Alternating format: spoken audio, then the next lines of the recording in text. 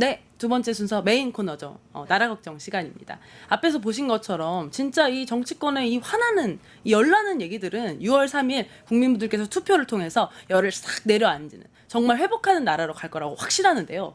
문제는 우리의 마음만 더운 것이 아닙니다. 지구도 덥습니다.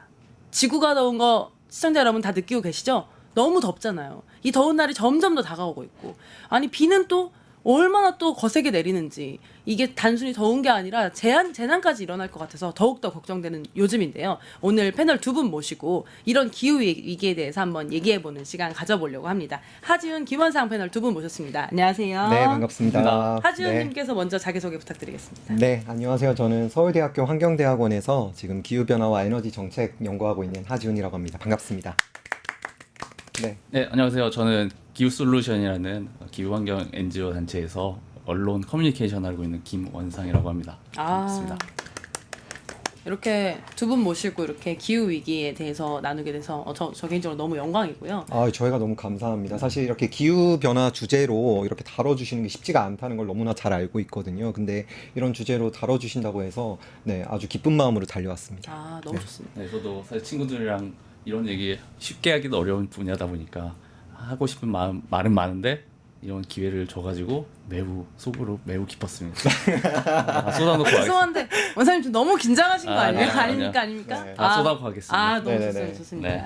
또 두 패널 분께 응원의 댓글 남겨주시면 또 제가 전달 드리도록 하겠습니다. 감사합니다. 네. 네. 사실 저 개인적으로 좀 느끼는 체감은, 그래도 요즘에 워낙 덥고 또 뉴스만 보면 우리나라뿐 아니라 전 세계적으로 기후 위기 이상 현상이 막 벌어지는 걸 시청자분들이 보시니까 확실히 좀 뭔가 문제가 있다, 이런 인식은 좀 많이 올라온 것 같아요. 그래서 많은 분들이 그래, 전기도 좀 아끼고 좀 안 하고도 해야지, 좀 덥더라도 내가 좀 노력해야지, 이런 부분들 좀 많이 생기고 있는 것 같은데요. 실제로 우리 삶에 닿고 있는 이런 기후 위기, 실제로는 어떤 상태인지 좀 먼저 짚고 가면 좋을 것 같은데요. 네. 지금 우리 기후 위기 상황 어떤 상황이에요? 사실 이제 기후 문제가, 제가 처음에 이제 환경판에 들어왔을 때만 해도 전 제가 착해서 기후 문제에 좀 관심이 있는 줄 알았어요. 그러니까 뭔가 환경을 지켜야 돼, 그리고 환경을 보호해야 되고, 내가 기후변화 문제에 대응하지 않으면 내가 좀 뭔가 뒤떨어지는 것 같고 막 그런 마음들이 있었는데, 이제 이 기후 위기는 정말 우리의 살아있는 지금 문제고 우리에게 정말 다가온 현실이다, 이런 얘기를 좀 들려드리고 싶은데요. 한번 제가 맥주 얘기를 좀 해드리려고 해요. 혹시 뭐 다들 맥주 좋아하시나요? 완전 없어서 좋아하죠. 못 먹죠. 없어서 못 먹어요? 네. 사실 제가 어디 강의 가면 딱 그 계절에 맞는 얘기들을 보통 하고 시작합니다. 그만큼 할 얘기가 너무나 많은데, 이제 여름이 다가와서 아마 다들 맥주를 정말 드시고 싶은 그런 계절이 되지 않을까 싶은데, 그 맥주의 맛을 결정하는 것이 사실 있거든요. 혹시 어떤 건지 아세요? 맥주에 들어가는 원료 중에 맞습니다. 홉입니다. 네, 사실 맥주에서 정말 맛을 결정하는데 가장 중요한 것이 사실 홉인데요. 그 홉 중에서도 가장 좋은 품질의 홉이 바로 이제 노블 홉이라는 게 있습니다. 근데 이 노블 홉이라는 것이 가뭄에 굉장히 취약하기 때문에 이 노블 홉의 생산이 계속해서 어려워지고 있고, 그러다 보니까 이제 이 맥주를 제조하는 회사에서도 노블 홉을 계속 쓸 수가 없는 거예요. 그러다 보니까 저품질의 홉을 막 섞어서 쓰게 되고, 그러니까 맥주 맛이 이제 막 변한다, 이런 얘기들이 점점 들려오고 있습니다. 네. 기후가 지금 네. 심각해져서 네. 맛있는 맥주를 못 먹게 된다. 그럼 이거 너무 술맛이 심각한데요? 변한다. 술맛 떨어지는 얘기죠. 술맛 떨어지는, 쉽지 않은데. 네, 그런 얘기가 있고, 그리고 사실 이제 이번 달부터 또 맥주 가격도 그런 이제 홉이라든지 이런 수급이 되게 어려워지다 보니까 맥주 가격도 올라간다. 이제 술 사 먹기도 어려운 그런 현실이 다가오고 있고, 뭐 술뿐만이 아니고 커피값도, 제가 이제 커피를 굉장히 좋아하는데, 이 아라비카라고 하는 그 원두 종도 이제 이런 기후변화에 굉장히 취약해서 2050년이 되면 지금 아라비카를 경작하고 있는 경작지의 약 75%가 사라질 거다, 뭐 이런 얘기를 할 정도로 정말 이 기후위기가, 이제 그러니까 기후위기가 더 이상 착해서의 문제가 아니고 우리의 주머니 사정과 또 경제와 정말 이런 관련이 있는 문제다라는 것을 갈수록 많이 느끼고 있는 것 같습니다. 맛도 떨어뜨리고 장바구니 물가도 올리는 기후위기인 맞습니다. 거네요. 네네네. 저도 항상 기후 문제를 우리가 어떻게 체감하냐, 이런 걸 항상 생각을 했는데, 뭐 요즘에는 많은 국민들이 아픔을 겪었던 이제 산불도 있었고, 최근에. 그리고 뭐 여름철이 되면 아마 비가 많이 와서 홍수가 분명히 날 수밖에 없는 맞아요. 이제 시대가 되었고, 그리고 말씀하신 것처럼 이제 주머니 사정을 위협하는 것들 중에 요즘에 저도 많이 보이는 게 사과 값이더라고요. 맞아요. 사과값도 많이 올랐어요. 하나를 땅 5,000원까지 된다. 맞아요. 네. 걸 막 호소하는 사람들이 주변에 막 여기저기 있더라고요. 그래서 네네네. 이런 것들이 이제 옛날 한 불과 5년, 10년 전만 해도 이 문제에 대해서 막 나는 아직 체감이 안 되는데라든지 기후 변화를 기후 변화 뭐냐 이렇게 묻는 사람들도 많았는데 요즘에는 이런 것들이 아예 문제 제기할 수 없는 맞아요. 확실한 이제 모두의 문제라고 문제가 된 게 저는 그것도 어떻게 보면 신기하더라고요. 맞아요. 그래요. 네, 맞습니다. 근데 사실은 이런 일상에서 느낄 수 있는 얘기도 있지만 저는 좀 숫자로 많이 접한 것 같아요. 네네네. 0.7도, 맞아요. 1.1도, 1.5도 이런 도들은 뭔가요? 사실 그런 이제 기온이 지구의 평균 기온이 상승하고 있다 이런 얘기인데 사실 우리가 그냥 뭔가 느꼈을 때는 그거 뭐 1도 오르고 2도 오르고 이게 뭐가 중요해? 뭐 우리 요새 일교차도 뭐 10도 이상 벌어지는 날도 있고 막 그렇게 되게 많이 느낄 수가 있는데 단순히 그 평균 온도가 오르는 것이 사실 중요한 게 아니고 그러한 것들로 인해서 어떤 극한의 이상 기온 상태가 나타나는 것들, 이상 기후 상태가 나타나는 것들이 되게 심각하다 그런 얘기들을 좀 해볼 수 있을 것 같은데요. 제가 준비한 슬라이드 중에 약간 이렇게 넷플릭스 모양처럼 나와 있는 그림 사진이 있는데 1850년부터 네, 바로 찾아주셨네요. 네, 1850년부터 2020년 사이에 지금 지구 평균 온도의 변화를 네, 나타낸 그런 그림입니다. 그래서 그 평년보다 이게 그 기온이 낮아졌다. 그러면 파란색으로 칠하고 좀 더 높아졌다. 그럼 이제 빨간색으로 이렇게 칠한 그런 그림인데 보시면 이게 뭐 갈수록 이게 빨개지고 있는 것도 사실 문제인데 전체적으로 봤을 때 뒤로 갈 때 굉장히 촘촘하고 빠르게 그리고 정말 진한 빨간색이 뒤쪽에 많이 칠해져 있는 걸 우리가 볼 수가 있어요. 그래서 제가 어려운 얘기 별로 안 좋아하지만 약간 조금만 더 학술적인 얘기를 드리면 우리가 지금 살고 있는 게 빙하기인가요? 간빙기인가요? 간빙기? 간빙기입니다. 정답. 네, 간빙기인데요. 우리가 이제 마지막 빙하기였던 약 2만 년 전부터 우리가 살고 있는 이 지금 간빙기까지 약 1만 년 정도가 걸렸는데 그 1만 년 사이에 약 4도 정도가 올랐습니다. 네. 근데 우리가 산업혁명을 겪고 나서 지금 우리가 살고 있는 지금 현 시점까지 약 100년 동안 1도가 상승을 했거든요. 그러면 1만 년에 4도가 올랐는데 4도, 그쵸. 100년 만에 네. 1도가 올랐다. 1도가 올랐죠. 네, 그렇게 보면 지금 변화의 속도가 몇 배가 빨라졌죠? 비교도 안 되겠는데요. 25배 정도가 빨라진 거예요. 우리가 100km로 달리다가 지금 2,500km로 달려가고 있는 겁니다.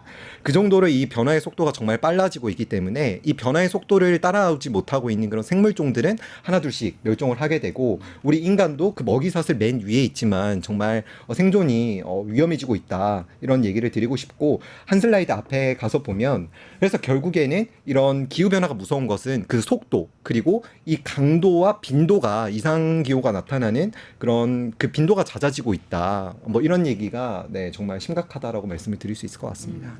이 앞에 보이는 네. 그래프는 어떤 그래프인가요? 지금 이 그래프도 보면 폭염이 얼마나 많이 발생했고 이제 그 강도가 얼마나 세지고 있냐 그걸 보여주는 건데 보시면 과거에 이제 불과 30년 전보다 지금 2020년에 다가갈수록 그 빈도와 강도가 정말 심해지고 있다라는 거를 보여주고 있는 그래프고요. 한 슬라이드도 앞에 가면 이건 지금 불과 그제 나온 기사인데요. 보면 한국이 1년 새에 이상 폭염이 76일 더운 날이 10일 늘었다 이런 기사도 나오고 있고 매년 나오는 기사지만 이제 앞으로 거의 저희가 매년 접하게 될 것 같아요. 올해는 유독 더 더울 거다. 그리고 올해 겨울은 더 추울 거다. 이런 기사들을 심심치 않게 우리가 이제 계속해서 보게 될 것 같습니다. 네. 말씀해 주신 것처럼 사실은 이게 기후에 관심이 있는 사람이든 없는 사람이든 뉴스를 통해서 재난에 준하는 문제들을 겪다 보니까 이 기후위기가 문제다라는 생각은 그래도 모두가 좀 하게 된 것 같아요. 맞아요. 근데 다 아는데 기후위기가 문제라는 거 이제 어떻게 보면 공통의 생각이 됐는데도 변화는 좀 안 바뀌는 것 같은데 이런 건 왜 그러는 걸까요? 네. 이제 딱 잘라 말할 수 있는 거는 화석연료 사용에 대한 이제 인류의 이제 의존이라고 볼 수 있죠. 화석연료에 대한 인류의 의존. 그렇습니다. 이게 인류가 이제 개발을 하고 역사를 밟아온 과정을 되돌아봤을 때 우리가 인류가 가장 큰 변화를 겪은 게 산업혁명이잖아요. 그 기점을 통해서 인류가 폭발적으로 인구도 성장하고 이제 경제도 성장했던 경험을 가지고 있는데 이제 그 말은 다시 바꿔 말하자면은 화석연료를 통해서 인류가 그만큼 변화를 누려왔다라고 지금 말할 수 있는데 어쨌든 그 200년 기간에 인류가 그렇게 성장하면서 그 화석연료에 의존을 하다 보니까 여기서 이제 의존을 끊어내는 게 굉장히 어려워지게 된 거죠, 역설적으로. 그래서 우리가 아는 대다수의 기업, 국내 기업들은 이제 수출을 많이 하고 수출한다는 것은 이제 에너지를 다 소비하는 그런 제조업일 가능성이 크고 그러다 보니까 우리나라는 역설적으로 다시 화석연료를 끊어낼 수 없는 그런 더 어려운 구조로 갖춰져 왔고요. 그러다 보니까 이제 변화의 시점 앞에서 변화에 앞장서기보다는 이게 눈치를 본다거나 다른 데를 하는 모습들을 따라가는 모습을 취하려고 하는 그런 경향성을 갖다 보니까 이것들이 이제 장벽으로 작용을 해서 변화를 가로막고 있다고 보고 있습니다. 네.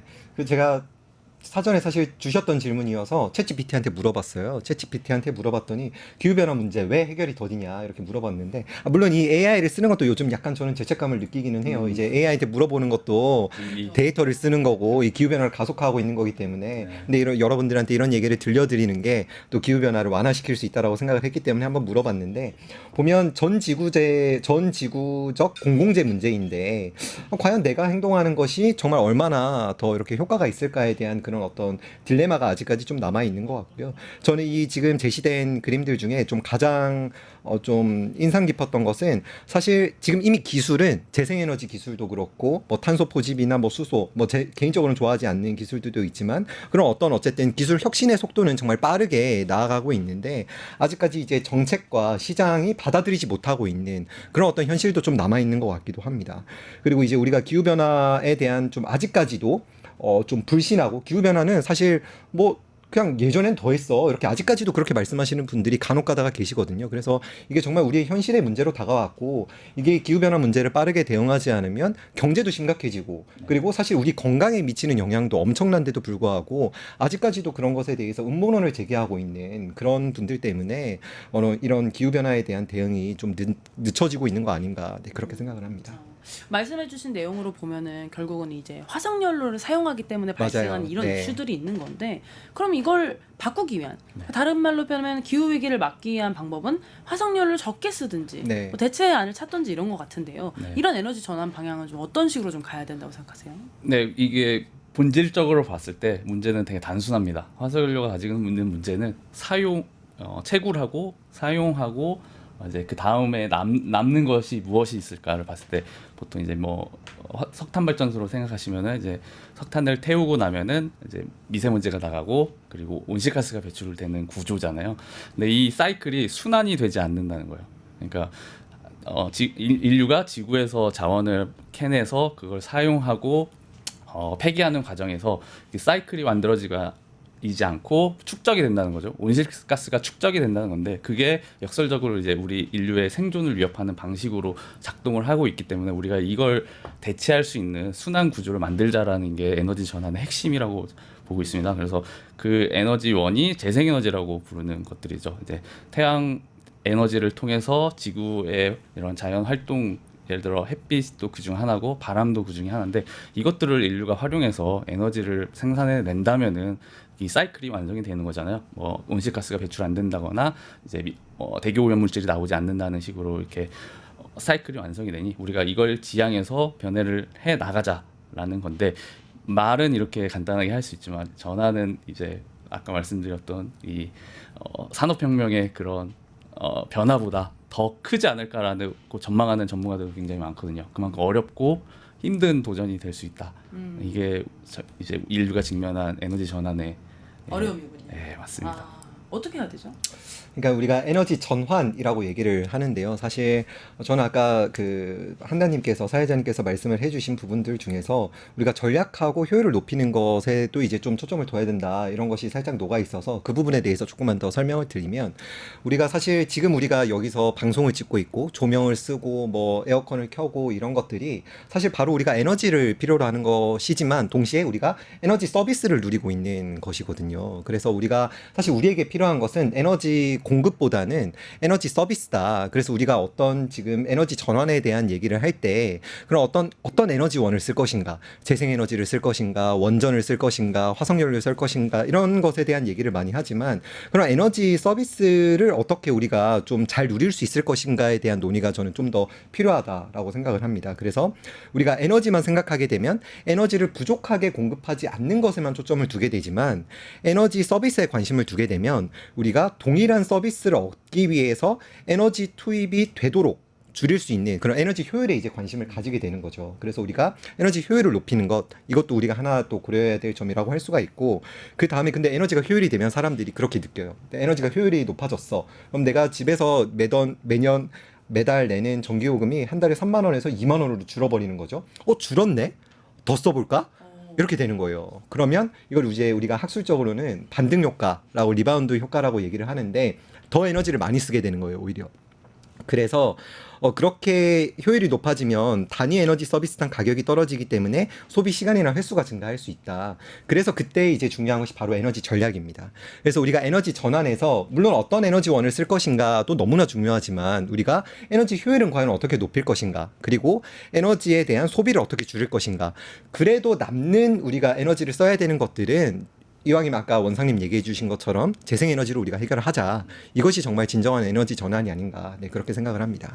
에너지 전환을 위해서 사실 말씀해 주신 대로라면 네네. 개인이 해야 되는 영역도 굉장히 많은 거고 그렇죠. 네네네. 또 어떻게 보면은 에너지를 화석 연료에서 재생에너지로 바꾸는 과정은 사실 좀 개인이 할 수 있는 영역들은 아니잖아요. 맞아요. 네. 산업적인 변화들이 필요하니까. 그럼 이런 재생에너지로 전환을 받는 이유들은 뭐가 있을까요? 이게 제도의 문제가 있고, 그리고 아까 말씀드린 이제 인식과 문화의 문제가 크게 두 가지로 나눠질 수 있는 것 같아요. 근데 저는 인식의 문제를 제가 한번 얘기해 볼 수 있는 게 네. 사실 그냥 저의 일반적인 저는 네. 어쨌든 환경 전공하고 뭐 그런 건 아니니까 그러면은 기존에 우리가 쓰던 석탄이나 네. 뭐 석유를 안 쓰고 한다면 말씀해 주신 것처럼 바람, 물, 태양 이런 걸로 한다는 네네. 건데 네. 아니 이걸로 지금 우리가 쓰고 있는 수준을 맞출 수 있나? 네. 이런 생각도 좀 드는 것 같고 네, 네. 이게 진짜 효율이 나나? 이런 생각도 드는 것 같고 네. 이런 거 깔다 보면 더 비싼 거 아니야? 좀 이런 인식들이 좀 공통적으로 좀 있는 것 같은데 네. 제가 잘못 인식하고 있는 부분들이 있을까요? 그것들 방금 말씀해 주신 것도 좋은 지적인데 그것들을 분명히 반박할 수 있는 지금 최근의 연구라든지 기술 개발도 분명히 있거든요. 뭐 예를 들어서 재생에너지 가격을 말했을 때 이미 독일이라든지 덴마크 같은 곳은 태양광이나 풍력이 화석연료보다 훨씬 더 저렴해졌다는 것도 사실이고, 그리고 미국도 그런 쪽으로 나아가고 있고요. 그리고 사람들의 인식도 문제라고 생각하는 게 이제 에너지의 효율을 생각했을 때 단위의 면적당 에너지를 생각하면은 재생에너지가 불리하다고도 볼 수 있죠. 다만 이게 재생에너지라는 거는 이제 그 단점들 가지고 있는 에너지원의 단점들을 다른 걸로 이제 상쇄하자는 건데, 그것들 중에 하나가 뭐 ESS 같은 이제 발전 원 문제뿐만 아니라 주변에 있는 새로운 기술들이나 이제 기술 개발을 통한 이런 지원 같은 것들도 고려를 해봐야 되는 시점이 왔다. 그래서 사람들이 알고 있었던 그런 상식들은 사실 20-30년 전, 그러니까 더 오래된 이제 전통적인 발전과 전기에 대한 상식이고, 지금 이제 4차 산업혁명을 맞은 지금 이 시점에는 사람들이 잘 모르는 기술들까지 이제 전기 생활에 들어와서 그것들을 더 풍요롭게 할 수 있는 가능성도 있다. 그리고 또 되게 직관적으로 제가 제일 좋아하는 설명 중에 하나가 인류가 모든 에너지를 풍족하게 다 만족할 수 있는 방법 중에 하나는 지구로 쏟아지는 태양빛의 0.5%만 써도 다들 행복하게 살 수 있다고 하더라고요. 그러니까 이게 이렇게 보면 되게 그거 그렇게 어렵진 않을 것 같기도 한데처럼 사실 저도 들려가지고, 그래서 그 자연의 힘을 생각보다 우리가 과소평가하는 게 아닌가 싶기도 하거든요. 그럼 들어보면은 지금 우리가 가지고 있는 오해는 어떻게 보면 과거 기술이 좀 이제 많이 발전하지 않았을 때 그런 오해들이고, 지금은 어떻게 보면 그런 오해들을 해결할 수 있을 정도로 과학 기술이 굉장히 많이 올라왔고, 또 지금도 실시간으로 이 영역에서 이 화석연료를 줄이기 위해서 되게 노력하고 있는 분들이 있어서 이런 부분은 오히려 극복할 수 있을 것 같다. 저는 약간 이런 느낌으로 들렸는데요. 네, 맞아요. 에너지 전환을 맡고 있는 다양한 요인들 뭐가 있냐 봤을 때 저는 오늘 해주신 얘기들이 다 가짜 뉴스가 정말 심각하다라는 걸 좀 느낄 수 있는 것 같아요.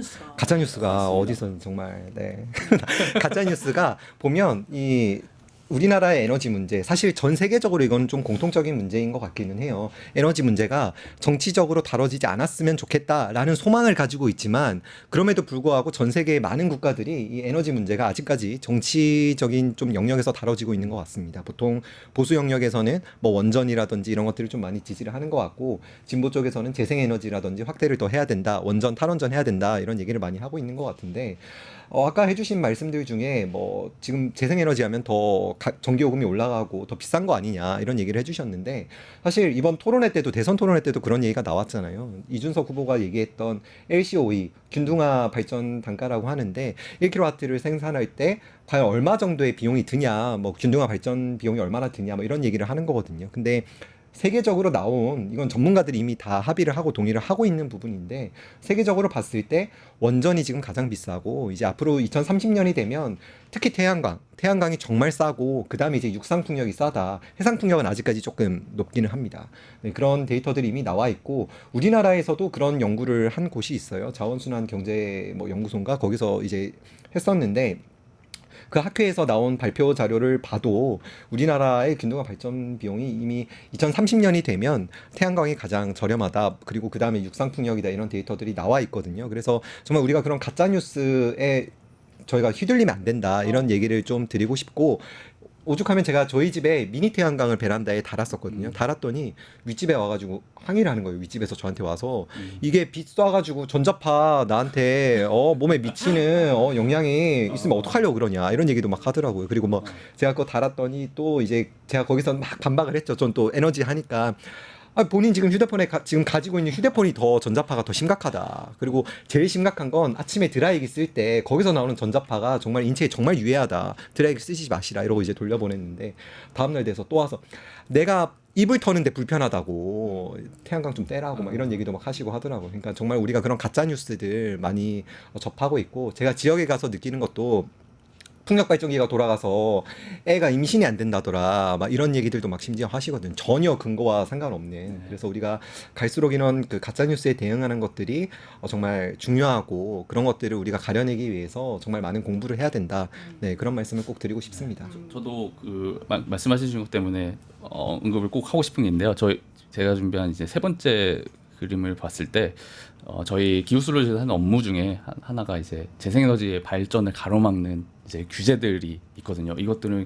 규제들은 사람들이 다 널리 알고 있는 규제라기 할 수는 없고 이제 방금 말씀하신 대로 태양광에 대한 이제 부정적인 인식을 가진 분들 때문에 있는 그런 규제가 태양광 이격거리 규제라고 있거든요. 이걸 왼쪽 그림을 보시면은 이제 우리나라 안에서 이제 지자체 단위에서 규제들이 있어요. 태양광을 집이나 도로로부터 한 500m나 800m 정도 떨어뜨려 놔야 된다라는 규제가 있어요. 이게 과학적으로 혹은 합리적으로 결정된 그런 규제라기보다는 민원이 들어올까봐 방금 말씀하신 내 집 옆에다 만들어 놓으면은 이거 눈에 거슬린다. 이거 뭐 전자파 있는 거 아니냐? 중금속 나오는 거 아니냐?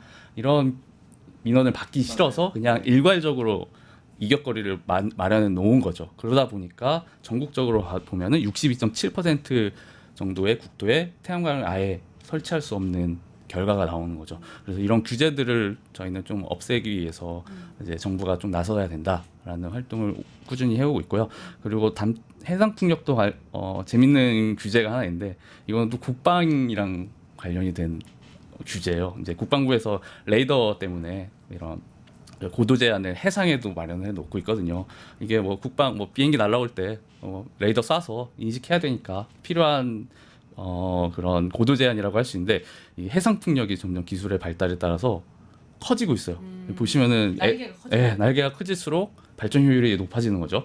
그래서 우리나라는 이제 한 8기가 정도짜리 크기가 있는데 앞으로는 막 더 커져가지고 이제 10메가 넘는 사이즈 용량으로 발전 설비가 되어야 되는데 그러다 보면은 고도 제한에 걸려서 들어올 수가 없는 거예요. 이미 국내 인허가 과정에서 이 고도 제한 때문에 사업이 이제 가로막힌 케이스도 있거든요. 그래서 이런 규제 같은 것들은 사실 정부가 미리 내다보고 좀 이렇게 그 규제들을 없애서 이제 풍력 발전들이 자연스럽게 들어올 수 있게 해야 되는 노력이 필요하다 이렇게 보고 있습니다. 두 분 말씀해 주신 것처럼 이런 재생에너지 관련해서 사람들이 잘 모르기도 하고 네. 뭔가 유해할 것 같은데 이런 인식의 문제들이 있는 것 같아요. 네. 근데 개인의 인식도 그렇지만 한국 전체로 좀 봤을 때 그럼 우리나라의 기후 대기 수준, 기후 위기 대응 수준은 어느 정도 되는 건지 우리나라는 말씀해 주신 것처럼 화석 연료를 이제 정말 많이 안 쓰고 재생에너지 많이 넘어간 건지 아니면 그런 수준을 잘 준비해서 실제로 우리나라에 있는 산업들이나 수출에 문제가 지금 없을 정도인 건지 이런 것들도 좀 궁금한 것 같아요. 네, 그 지금 제가 도표 하나를 가져왔는데 보시면 에너지원별 발전 비중 변화라는 그래프가 있습니다. 여기를 보시면 알겠지만 2019년에 석탄이 약 40% 정도였는데 지금 2024년이 됐는데도 아직까지 30% 정도의 우리가 지금 석탄에 좀 의존을 하고 있는 것을 저희가 확인을 할 수가 있고요. 작년에 이제 그나마 좀 저희가 희망을 가진 것은 작년에 우리나라의 연간 재생에너지 발전량이 드디어 10%를 넘었습니다. 근데 그래도 OECD 국가들 중에서는 여전히 지금 꼴찌 수준이고 지금 거의 전체 통계에서 보면 한국이 거의 마지막에 있는 거를 저희가 확인을 할 수가 있거든요. 그래서 근데 그리고 제가 또 한 가지 말씀을 드리고 싶은 것은 2019년에 지금 원자력 발전 비중을 보면 26%였습니다. 근데 2024년이 됐는데 32%죠. 어떻게 됐어요? 늘어났죠. 저는 여기서도 꼭 말씀을 드리고 싶은 거는 극히 많은 보수 언론에서 하는 얘기들이 탈원전이 됐기 때문에 지금 우리나라의 전기요금이 올라가고 있고 한전의 적자가 심해졌다 이렇게 얘기를 하지만 지금 실제로 원자력 발전 비중을 보면 오히려 더 증가를 했거든요. 이게 기존에 짓고 있던 것들도 있고 지금 우리나라의 원전이 26기가 가동이 되고 있는데 지금 거의 올해가 되면 4기가 더 추가가 돼요. 지금 신한울이랑 세울 3, 4호기가 더 들어오면 추가가 되는데 그럼 우리가 가짜 뉴스에 우리가 대응할 필요가 있다. 그래서 제가 최근에 설문조사를 한번 해봤습니다. 최근에 이제 제가 연구를 하고 싶어가지고 일반 대중들 대상으로 설문조사를 했는데 우리나라의 85% 이상이 지금 그 문재인 정부에서 탈원전 정책을 하고 나서 원전이 감소했을 거다. 그리고 그로 인해서 한전 적자가 심해졌을 거다. 이렇게 생각을 하고 계시더라고요. 그래서 우리가 정말 그런 가짜 뉴스에 많이 대응을 할 필요가 있다. 이런 말씀을 드리고 싶고 그리고 그 다음에 제가 슬라이드를 가져온 게 제가 실제로 재생에너지 현장들을 갔던 그런 사진들을 좀 가져와 봤어요. 왜냐하면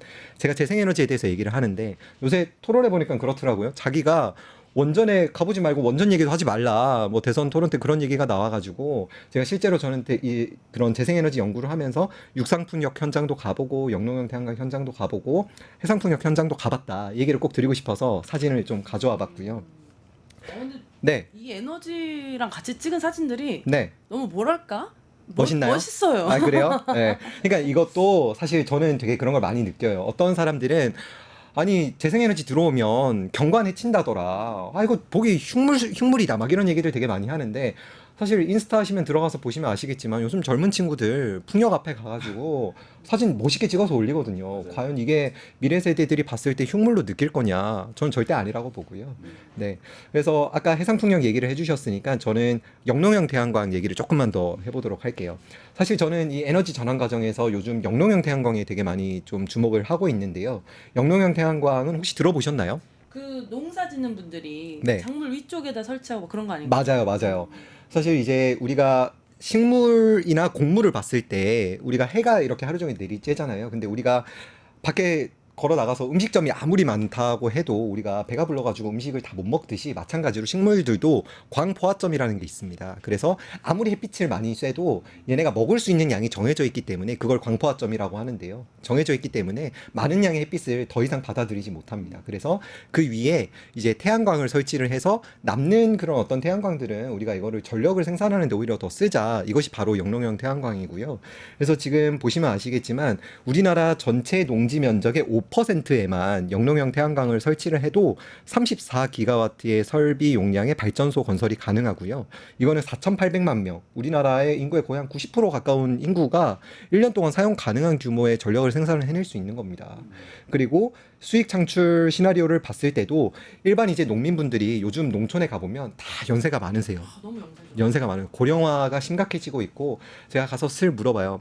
농사 계속 짓고 싶으세요? 이러면 아 나한테 좀 다른 수익원만 있으면 아 농사 힘들고 이제 그만 짓고 싶다 이렇게 말씀하시는 분들도 계시는데 물론 영농형 태양광은 농사와 같이 가는 거기는 합니다. 근데 그래도 기존에 하던 것보다는 적은 이제 농작물 경작을 해도 되는 거고 기존에는 수익률이 240만 원 나던 그런 어떤 그 농장에서 실제로 영농형 태양광을 설치를 했더니 다 했을 때 거의 한 5배 이상의 수익을 올릴 수 있는 새로운 창출원이 된 거예요. 그래서 이렇게 우리가 영농형 태양광을 설치를 했을 때 우리가 또 지방 소멸 문제도 해결할 수 있다. 뭐 예를 들면 우리가 젊은 청년들이 농사나 농경, 귀농 한다든지 뭐 스마트팜이라든지 이런 것들 하고 싶은데 땅이 없잖아요. 그러면 이제 자기가 내려가서 이렇게 위에 영농형 태양광을 설치한 그 농민분은 이걸로 인해서 발전 수익을 얻고 나는 그 밑에서 무상으로 이제 농사를 짓는 거예요. 이분들한테 임대료를 따로 내지 않고 이런 식으로 우리가 청년들을 농촌으로 보낼 수 있는 하나의 어떤 전략으로도 우리가 영농형 태양광을 활용할 수 있다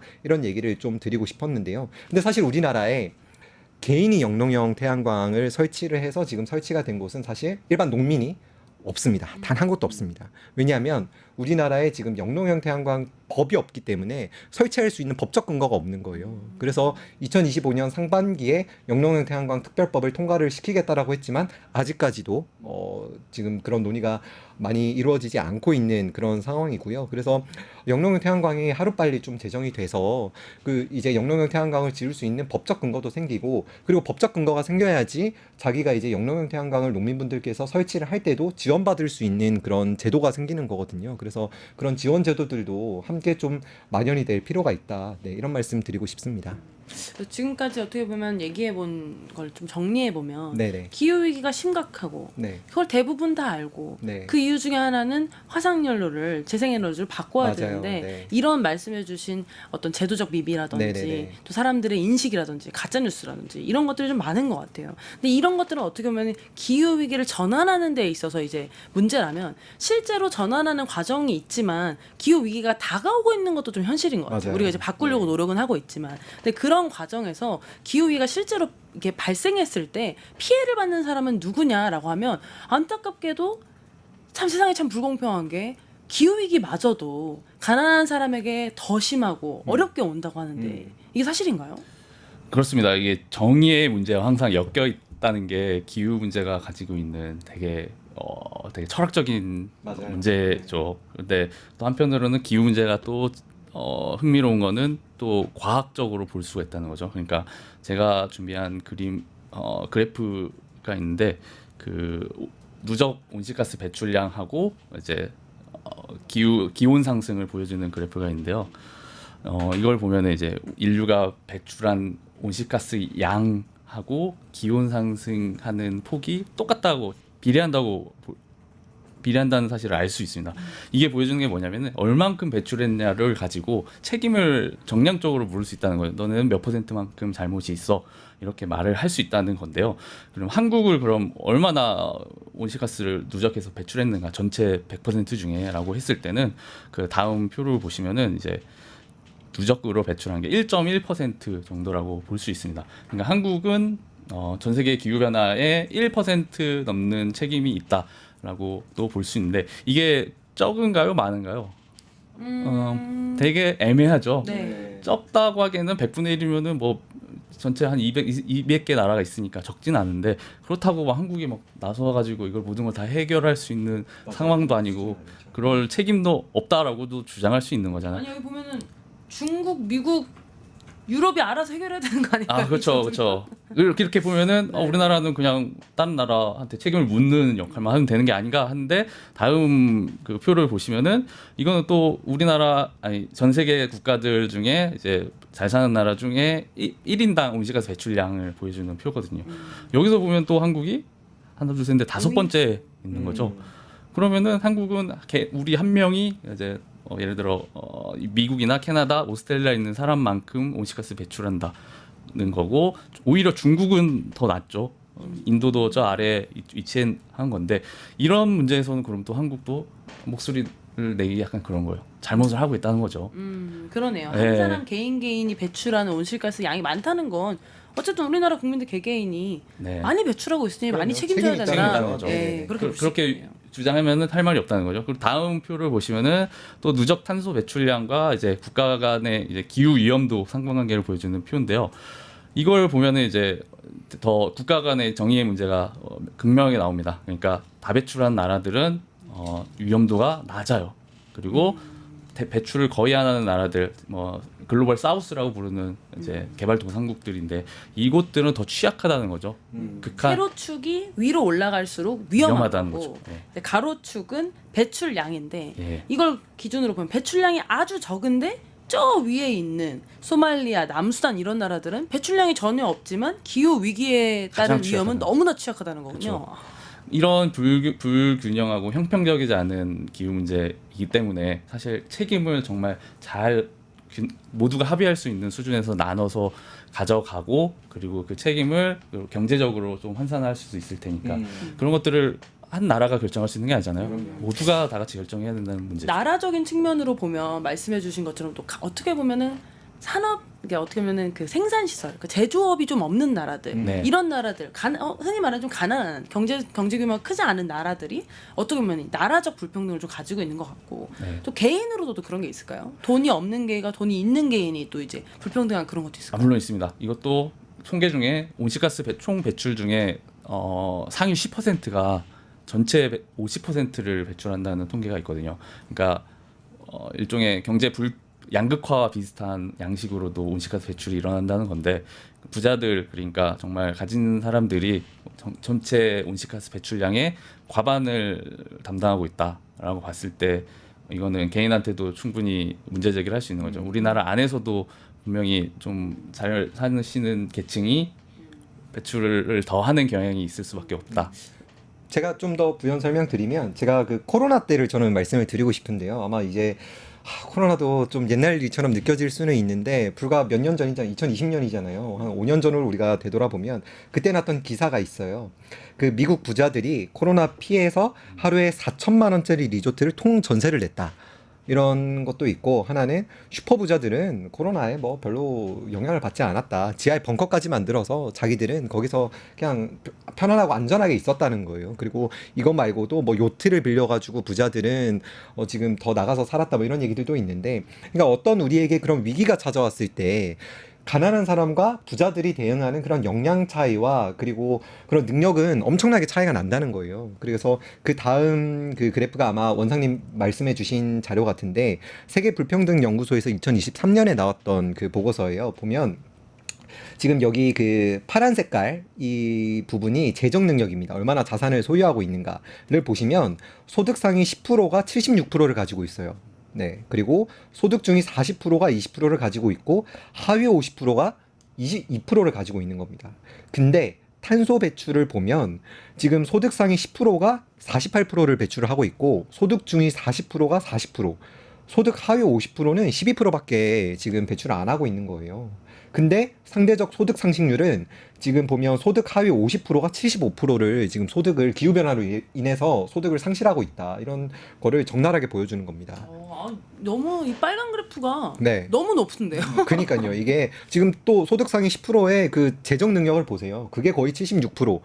거의 비슷하거든요. 소득 하위 50%가 기후변화로 인해서 이제 잃게 될 소득 상승률이 76%고 75%고 그리고 소득 상위 10%가 그걸로 인해서 지금 가지고 있는 재정 능력이 76%다. 이건 정말 엄청난 불평등이다. 이렇게 말씀을 드릴 수 있을 것 같고. 저는 네. 좀 개인적으로 그냥 직관적으로 좀 네네네. 느껴지는 건 기후 위기로 인해서 폭염이 많이 오면 네. 에어컨이 필요하죠. 맞아요. 네. 근데 에어컨 딱 키려다가 전기값이 많이 나올까봐 네. 누군가는 주춤하면서 네. 그 폭염을 온몸으로 견디다가 또 노인들이나 아이들은 이런 걸 취약하니까 맞아요. 또 이제 안타까운 일이 벌어지기도 하고. 쪽방촌이나 이런 네. 데도 폭염으로 많이 돌아가시고. 근데 솔직히 네. 말하면 부자분들을 뭐라고 한다는 개념보다는 네네네. 상대적으로 대응할 수 있는 여력이 있는 사람들은 기후 위기에 대한 어떤 피해를 많이 느끼지 못하는데 맞습니다. 오히려 기후 위기를 가속하는 데 기여하고 있는 건 사실은 이제 그런 부분들이 있다. 그런 이런 건 불평등이다. 너무나 네. 불평등한 것 같아요. 그럼 우리가 앞으로는 어떤 식으로 우리 사회의 모습을 만들어 가야 이런 불평등, 또 어떻게 보면은 지금 앞에 말씀하신 것처럼 에너지도 전환해야 되고 산업의 모습도 전환해야 되고 우리의 삶에 대한 모습도 전환해야만 이런 것들이 다 해결되는데 기후 전환을 만들 수 있는 새로운 사회상은 어떤 모습이어야 가능할까요? 이게 정말 접근하기 어려운 문제죠. 이게 큰 직관적으로 문제긴 하죠. 고려할 게 너무너무 많은 거죠. 그리고 모두를 설득하고 그 토론에 참여해야 되는 필요성도 있지만 맞아요. 현실적으로 그것들이 다 반영되기에는 우리의 뭐 정치 구조라든지 의사를 말하는 이제 공론자의 역할이 한정되어 있다는 게 한계인데요. 그래도 저희는 더 저희뿐만 아니라 이 방송을 보고 있는 모든 시청자분들도 다 참여를 해야 된다는 게 제 생각이고, 그러려면 이제 선거, 이런 며칠 안 남은 선거라든지 여러 미디어의 활동이라든지 다양한 공간에서 이런 주제로 이런 기후 문제를 주제로 더 많은 사람들이 얘기할 수 있는 기회가 있어야 된다고 생각을 해요. 그래서 한편으로는 이번 아까 토론 얘기를 하셔서 저도 생각이 났는데 이번에 처음으로 대선 토론에서 기후제로 토론하는 시간이 있었잖아요. 그 얘기를 좀 하고 싶어요. 그래서 그걸 또 어떻게 보셨는지 두 분의 의견도 한번 들어보고 싶거든요. 네네. 패널분들 어떻게 보셨어요 이번? 저는 이제 그래도 우리 이번 기후 대선 토론 때 대선 토론 때 기후 주제가 다뤄진 것 자체는 굉장히 고무적이었다라고 이제 느끼면서도 이 결국에는 또 거기서도 이런 기후나 에너지 문제를 하나의 어떤 정쟁화시키고 그런 정쟁의 도구로 사용하는 것은 굉장히 좀 유감이었다. 그런 것들은 굉장히 아쉬웠다. 그리고 뭔가 재생에너지를 확대하려고 하면 친중 프레임을 씌워버리고 뭐 이런 것들은 정말 젊은 정치인으로서는 해서는 안 될 그런 것들이 아니었나 뭐 그런 생각을 많이 하게 된 것 같습니다. 네, 또 저도 너무 네. 공감한 앞에 말씀하신 거 전부 다 공감하고 네네. 하나는 그 이재명 후보 공약 중에 하나가 이제 기후 에너지부를 만들겠다 네, 맞습니다. 이런 공약이 있어요. 근데 이제 물론 부처를 하나 늘면 사실 우리가 저희 주변 보면은 정치를 이제 불신하는 분들이 네, 굉장히 네. 많아져서 네. 장관 하나씩 더 만들려고 또 쓸데없는 짓 한다 이런 분들도 계신데 사실 또 어떻게 보면 행정 차원에서 이걸 관리해야 할 만큼 아까 두 패널 분들이 설명해 주신 것처럼 기후위기를 대응하려면 해야 되는 일이 너무나 많은 거예요. 에너지도 전환해야 되지, 산업 구조도 어떻게 보면 바뀌어야 되지, 개개인의 삶에 미치는 영향까지도 해야 되니까 이 일이 굉장히 큰데 그런 것들을 행정이 인식하기 시작했다. 그래서 또 부로 이제 따로 내놓는 부분이 있고 또 이게 지금 대응하지 않으면 잘 세팅하지 않으면 사실 지금이 어떻게 보면 우리나라에서 기후위기를 적극적으로 대응하는 첫 시기가 아닌가? 저는 이런 맞아요. 생각이 들거든요. 네네네. 근데 그런 차원에서는 그런 걸 인식하고 있는 후보가 나와서 부서도 만들고 말씀하신 재생에너지도 좀 확대하고 이런 공약들로 나아가는 걸 보면 물론 정쟁화된 부분은 많이 안타깝지만 그래도 대한민국이 어쨌든 준비해 나가고 있다 이런 생각은 좀 들더라고요. 저는 해주신 말씀에서 약간만 다시 뒤로 돌아가 보면 아까 저희 불평등 얘기를 했잖아요. 근데 이 네 후보 다 조금은 아쉬웠던 것은 우리가 기후변화에 어떻게 대응을 해야 되고 에너지를 어떻게 바꿔나갈 것인가 이런 얘기들은 많이 있었지만 그런 기후 정의나 기후 불평등 얘기는 많이 다뤄지지 않았다. 우리가 기후변화에 대해서 얘기를 할 때 크게 두 축으로 얘기를 하거든요. 하나는 기후변화 대응이고 하나는 기후변화 적응입니다. 그래서 어떻게 우리가 지금 다가오고 있는 이 기후변화에 적응할 것인가 그런 얘기들을 해야 되는데 그런 것들이 많이 다뤄지지 않은 것이 굉장히 많이 아쉬웠고 그리고 이제 우리가 탄소 배출도 이제 아마 기후 솔루션에서 되게 많이 역할을 해주고 계시는 걸로 알고 있는데 우리가 에너지에 대해서는 많은 그런 얘기들을 나눴지만 우리가 탄소 배출 목표를 당장 어떻게 설정할 것인가 몇 년 안에 우리가 이걸 해결할 것인가 뭐 그런 논의들은 좀 이루어지지 않아서 그 부분도 되게 개인적으로 많이 아쉽게 봤던 그런 부분인 것 네, 같습니다. 맞습니다. 그래서 저도 아까 꼭 보여드리고 싶은 자료가 있는데 네. 그 네 번째 제 자료 네 번째 보시면 이제 CCPAI라고 또 한국이 이 외국 사람들의 이 평가에 되게 예민한 측면이 있잖아요. 그래서 K 기후 대응을 한번 평가해 보기 위한 좋은 데이터가 있는데 CCPI라고 이제 해외에서 매년 이제 국가별로 이제 기후 대응 정도를 측정을 해서 점수를 매겨요. 그래서 한국이 몇 위를 했나를 볼 수 있는데 여기서 보시면은 63위입니다. 그 아래 있는 나라들 누가 있나 보면은 러시아, 이제 아랍에미레이트, 사우디 그리고 이란 이렇게 있어요. 그러니까 산유국들이죠, 보통. 산유가가 있는. 네, 산유국을 제외하면 그냥 꼴찌라고 보면 되는데 이 지표 안에는 이제 정책, 기후 정책까지 다 포함이 되거든요. 그리고 재생에너지 이제 확대라든지 이런 디테일한 기후 방향성에 대해서 평가한 건데 이게 처참하다 우리나라. 그래서 다음 정권을 잡는 분은 이런 것들을 예민하게 보고 어떻게 이 순위를 끌어올릴 수 있지. 그리고 오른쪽에도 보실 때 아까 말씀하신 OECD 국가 중에 재생에너지 소비가 꼴찌입니다. 정말 꼴찌 이거는 따질 것도 없이 그냥 맨 아래에 있는데 이거는 어떤 우리나라의 어떤 국가 경쟁력 그리고 경제 규모 이런 걸 생각하면 되게 이상해요. 왜냐면은 평균 정도 해도 그러니 할 텐데 이상하리만큼 재생에너지가 들어오지 못했다는 거잖아요. 이거는 분명히 구조적인 문제가 있을 거라는 것을 이제 정책 결정자들이 인식을 하고 좀 나서줬으면 하는 바람입니다. 이건 물론 이거 여기 배후에는 이제 이걸 감시하고 요구하는 시민들의 목소리가 가장 중요하지 않을까. 그 시민들 바로 기후 솔루션 이 함께하는 거죠. 함께하고 있는. 네, 네, 저희 시청자분께서 1203님께서 네. 우리 한국 바로 윗순위에 캐나다가 있고 한국도 사실상 석유로 돈을 버는 나라여서 사실 이제 원유를 수입하고 가공해서 이제 저희가 이제 수출하는 업무를 많이 하다 보니까 이제 그런 걸로 인해서 좀 문제가 있는 거 아니냐 말씀해 주셨어요. 근데 사실 맞는 말씀입니다. 완전 맞는 예, 말입니다. 완전 맞는 말씀이서 사실 이런 것들 이제 개선하려면은 말씀하신 대로 그런 부분들까지 우리가 대전환이 필요하긴 하지만 사실은 아까 말씀하셨듯이 정책도 들어가 있고 에너지원에 대한 내용도 들어가 있기 때문에 우리가 앞으로 바꿔야 될 내용도 되게 많다. 저는 좀 하나 랭킹을 보면서 느끼는 게 앞에 보면은 선진 국가들이 있잖아요. 네. 사실 우리가 빨리 보고 빨리 배워서 빨리 바꿀 수 있는 사례들이 있다는 것도 좀 오히려 어떻게 보면 좀 좋은 것 같아요. 그럼요. 예, 네. 그래서 지금 이 순위가 영원히 머무르는 그런 순위일 거라고 생각하지 않고 이번에 이제 이런 이슈들이나 기후 위기에 대해서 이제 국민적 공감대가 생기면서 이런 것들을 좀 빨리 랭킹을 올릴 수 있지 않을까 그런 좀 희망도 좀 가져보게 됩니다. 뚠뚠님이 트럼프가 기후 위기 가짜라고 했는데 진짜인가요? 라고 하셨어요. 가짜인가요? 이거 지금 기후 위기 뻥이다. 어떻게 보십니까? 아직까지도 이런 분들이 있다는 겁니다. 네, 정말 그런 책임 있는 지도자가 저 미국은 그래도 전 세계를 좀 리드하는 그런 국가 중에 세계 하나인데 대통령이 뻥이라는데요. 세계 대통령이 뻥이라고 하고 있으니까 그러니까 그레타 툰베리한테 그렇게 눈초리 맞고 그렇게 다 그렇게 욕 먹는 겁니다. 근데 시청자 여러분께서도 아시겠지만 오늘 나온 얘기처럼 기후 위기에는 사실 에너지고 네. 에너지는 사실 산업이 많이 쓰잖아요. 맞아요. 대부분의 에너지를 산업이 많이 쓰다 보니까 기업들 입장에서는 이런 전환이나 이런 바뀜이 사실은 와 반갑다 이렇게 네. 느껴지는 않을 것 같아요. 네. 그러다 보니 기업적인 입장에서 목소리를 내야 되는 정치인들은 아무래도 좀 이런 목소리를 좀 더 내는 것 같고 그런 것들을 시민들이 받아들였을 때 그런 부분이 너무 심각한 거 아니야? 이렇게 느끼실 수도 있을 것 같아요. 그래서 어떻게 보면은 기업에 좀 책임 있는 자세. 그리고 어떻게 보면 정부 입장에서는 기업이 전환하는데 적극적으로 좀 도움을 줘야 되는 그런 부분도 있는 것 같은데 두 분은 어떻게 보세요? 네, 저는 이제 기업이 요즘 이제 오히려 이런 기후 변화 때문에 에너지 전환을 좀 더 두려워하고 걱정한다라는 말씀을 주셨는데 제가 만나는 오히려 기업에 계시는 분들은 대기업에 계시나 중소기업에 계시나 저한테 막 한탄을 하세요. 왜 국가가 이걸 빨리 안 바꿔주냐. 지난 대선 때 나왔던 용어 중에 하나지만 아리백이라는 게 있잖아요. 우리가 이제 더 이상 재생에너지를 사용하지 않고 만약에 화석연료를 기반해서 뭔가 제품을 만들고 그걸로 수출을 하려고 한다라고 하면 결국에는 거기서 더 많은 부담을 져야 되기 때문에 빠르게 국가가 좀 전환을 해줬으면 좋겠다 이런 얘기들을 되게 많이 하고 계시는데 아직까지 국가가 그거에 대해서 제대로 대응하지 못하고 있는 부분들이 저는 굉장히 아쉽고요.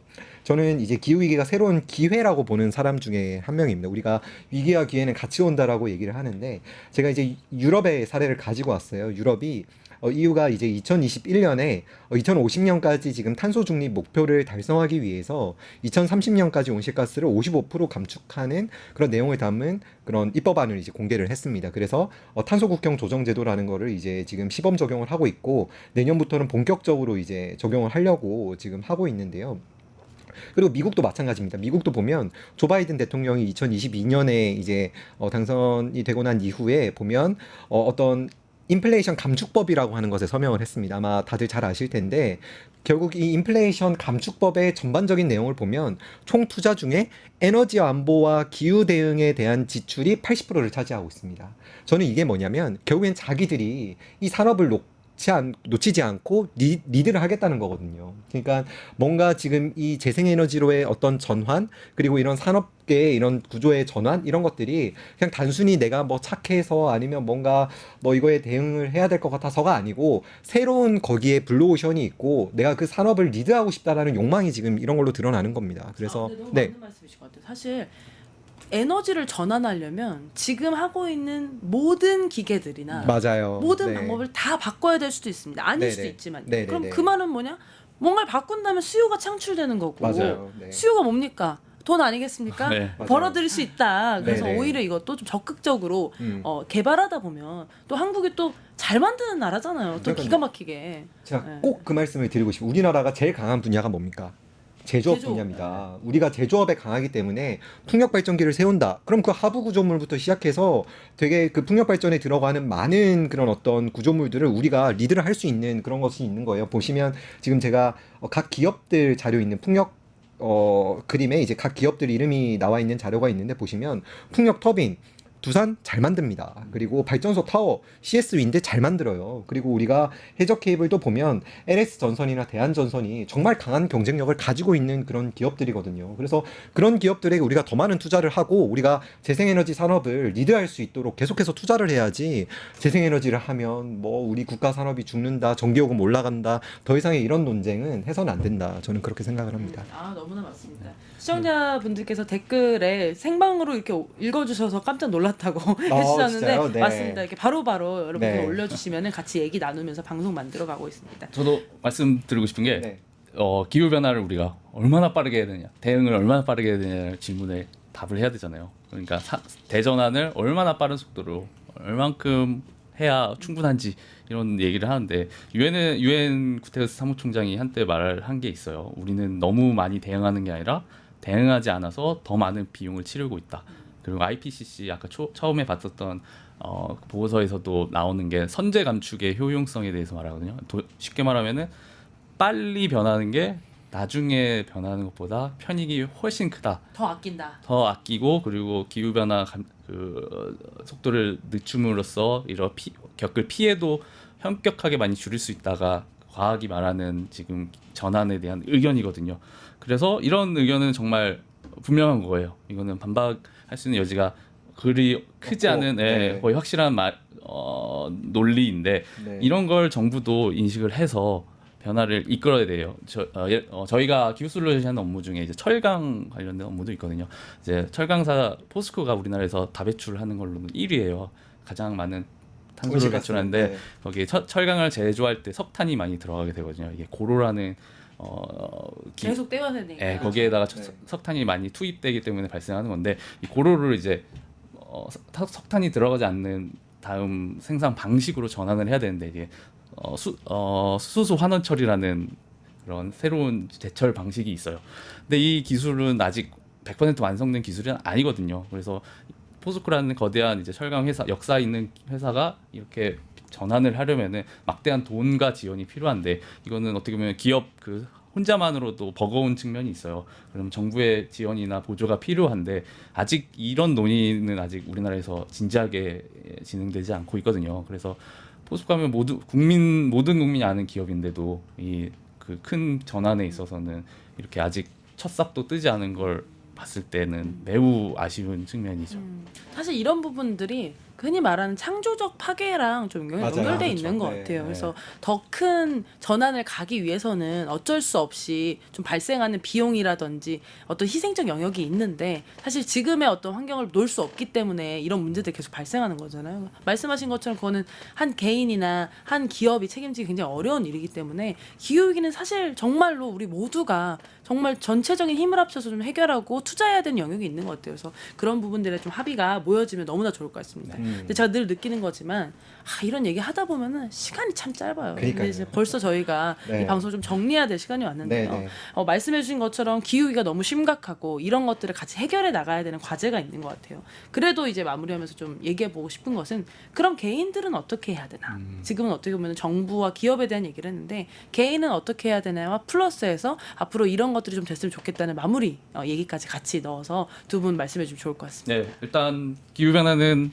개인이 할 수 있는 영역도 있고, 이제 정부나 기업이 할 수 있는 거대한 영역도 있는데, 온실가스라는 게 통계를 보면 사실 개인의 역할은 되게 축소되어 있을 수밖에 없어요. 그러니까 개인이 뭘 한다고 해서 크게 바뀔 수 있는 게 없어서 무기력증에 빠지는 분들도 굉장히 많은데요.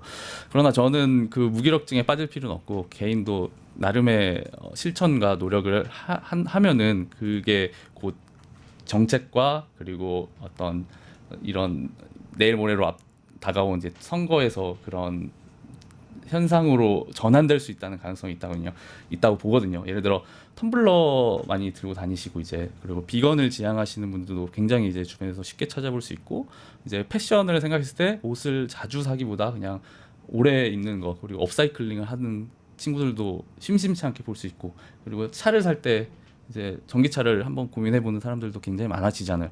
이런 우리 생활 속에 녹아있는 이런 변화들이 일종의 기후대응의 증거라고 보고 있거든요. 이분들이 투표장에 가서 과연 기후 공약을 내오는 후보를 선택할지, 아니면 그때 가서 완전 얼굴 싹 바꾸고 다른 후보를 뽑을지 후자일 가능성은 거의 없잖아요. 네, 그래서 그렇죠. 이게 아까 말씀드렸던 것처럼 문화다. 기후 변화 대응도 일종의 문화이기 때문에 지금 그런 측면에서는 우리나라도 변해가고 있는 것도 사실이고 이런 것들이 더 가속화되고 더 미디어라든지 정치권에서 이렇게 추동할 수 있는 기회를 준다면은 우리도 생각보다 빠르게 그 태세 전환을 기후 쪽으로 잘 할 수 있지 않을까 이렇게 생각합니다. 네. 근데 네. 하나 질문 와서 그것까지 네. 포함해서 얘기해 주시면 네. 될 것 같아요. 근데 사실 이거 정말 많은 분들이 고민하신 영역이에요. 진짜 궁금한데 원자력은 대체 친환경인가요?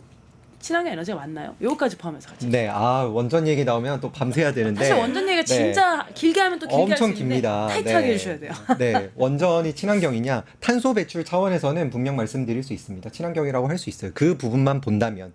근데 우리가 원전을 그냥 우리가 탄소 배출적 차원에서만 접근할 게 아니잖아요. 원전을 가동하면서 필요한 결국에 우라늄이라든지 이런 것들 우리가 계속해서 수입을 해와야 되기 때문에 에너지 안보 차원에서도 우리가 굉장히 불리한 그런 그 에너지원이라고 할 수가 있고.